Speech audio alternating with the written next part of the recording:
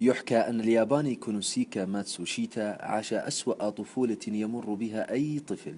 تذوق طعم الثراء الفاحش وهو طفل صغير، لكن سرعان ما خسر أبوه كل ثروته وهو لم يبلغ الخامسة، فبعد أن كان والده ثريا غنيا أصبح فقيرا.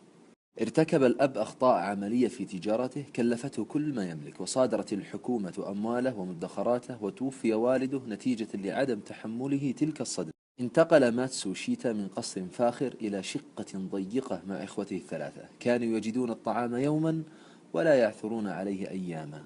تعرض أشقاؤه لمشكلات صحية دفعوا ثمنها حياتهم بسبب عدم قدرتهم على مراجعة المستشفيات وشراء الأدوية.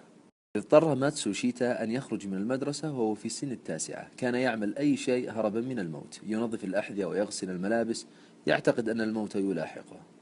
كان من شدة فقره أنه يحمل حذاءه بيديه ليسرع أكثر وليحافظ على حذائه أطول وقت ممكن. كان حذاؤه أنظف من يديه. حصل ماتسوشيتا على وظيفة مساعد لحام، وكان ينجز مهامه بسرعة ليس حرصا على الوقت، لكن يعتقد أن فقره سيعجل من رحيله بنفس مصير إخوته. سرعة إنجازه أعجبت رؤسائه، فقرر رئيسه المباشر أن يمنحه دورة تدريبية في الكهرباء. اجتازها بسرعة وتحول إلى مساعد كهربائي ثم إلى كهربائي. بدأت توكل إلى ماتسوشيتا مهام أكبر وحصل على دخل أعلى. استمر في استراتيجية اعمل بكل طاقتك اليوم فقد تموت غدا، فلا مجال للتأجيل. نجحت هذه الاستراتيجية على نحو مذهل، فترقى كثيرا في عمله حتى أصبح كبير المفتشين، وطور العديد من البرامج وأسهم في براءة اختراع. هذه البراءة لم ينسبها زملاؤه له لأنه لم يكن يملك شهادة علمية مثلهم. اشتكاهم ولكن لم يصدقه أحد. كاد أن يموت من الغيظ من أثر الظلم الذي وقع عليه. هذه الأزمة جعلته يترك الشركة التي يعمل بها. هرب منها كما هرب من الموت عندما كان طفلا. لم يستغرق وقتا في التفكير، ففتح شركة جديدة باسمه.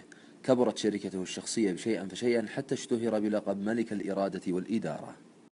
تعرف شركته اليوم باسم باناسونيك، التي تقدر إيراداتها السنوية بأكثر من 75 بليون دولار.